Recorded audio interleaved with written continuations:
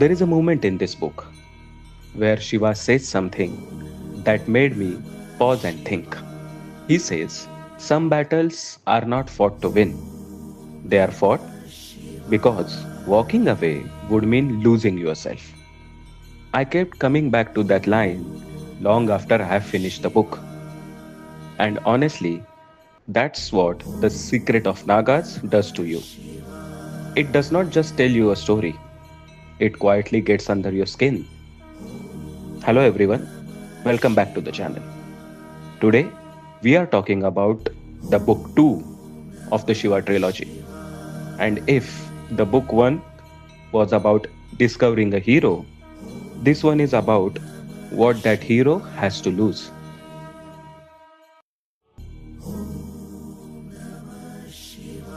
Before we get into it, I want to be upfront about something. If you are coming from Immortals of Meluha, expecting more world building, more grand civilizations, more utopian cities, this book is going to feel different. The secret of Nagas is darker, more personal, and more emotionally raw. Amish shifts the gear here.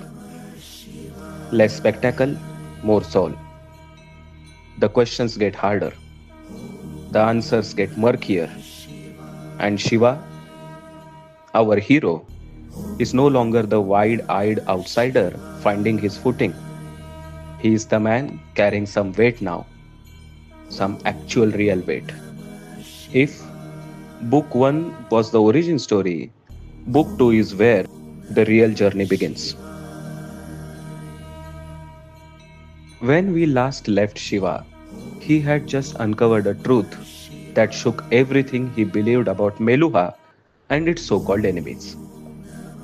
The neat divide between the good and evil, the Suryavamshis versus the Chandravamshis, was not as clear as everyone made it seem, and Shiva knew it.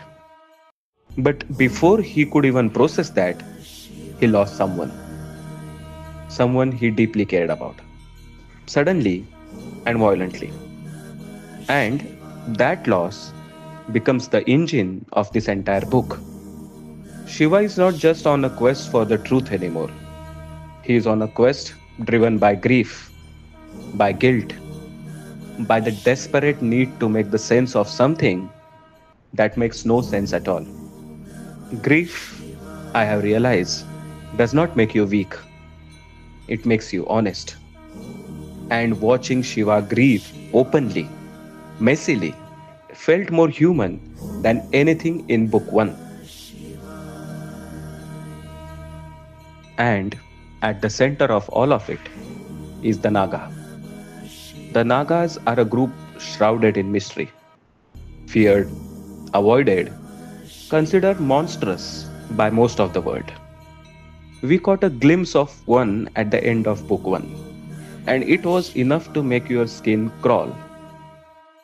But here's what Amish does brilliantly.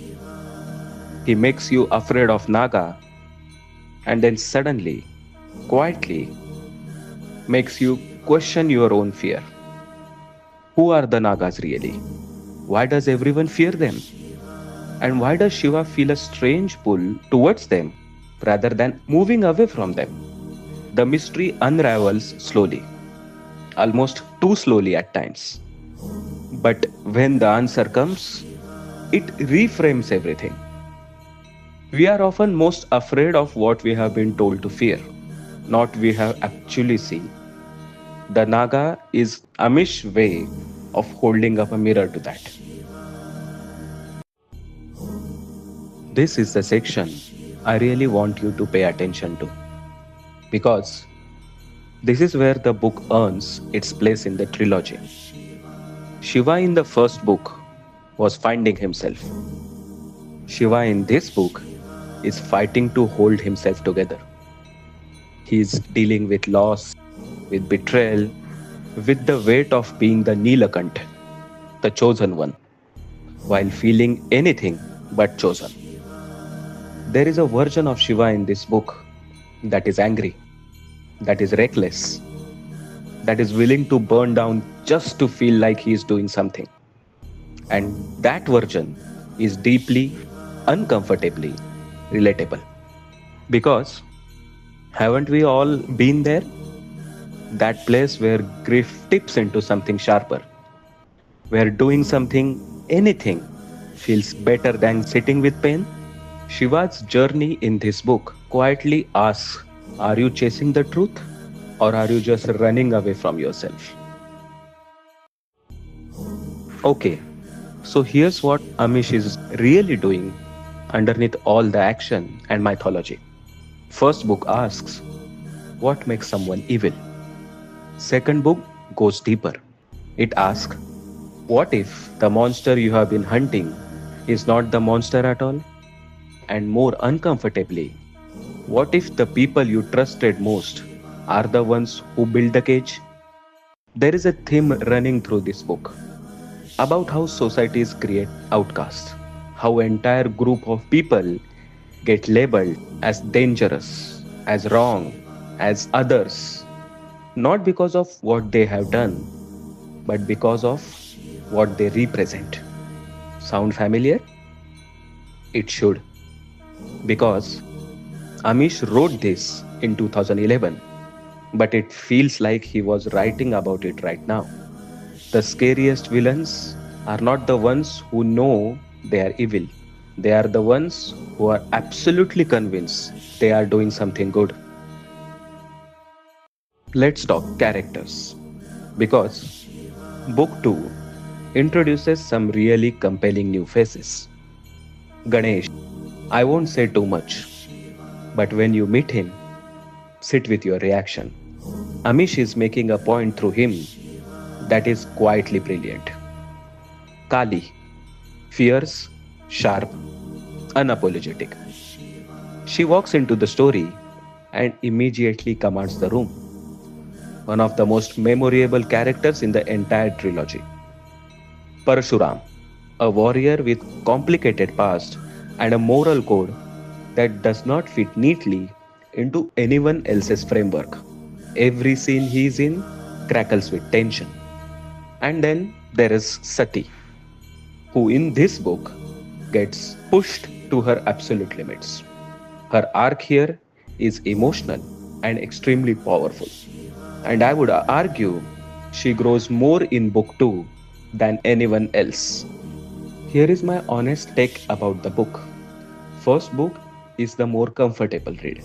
It's exciting and new, and you are discovering everything for the first time. Book 2 is the better book.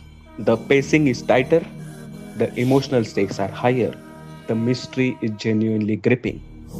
And by the midpoint, you are reading with a kind of low grade anxiety because you are not sure who to trust anymore.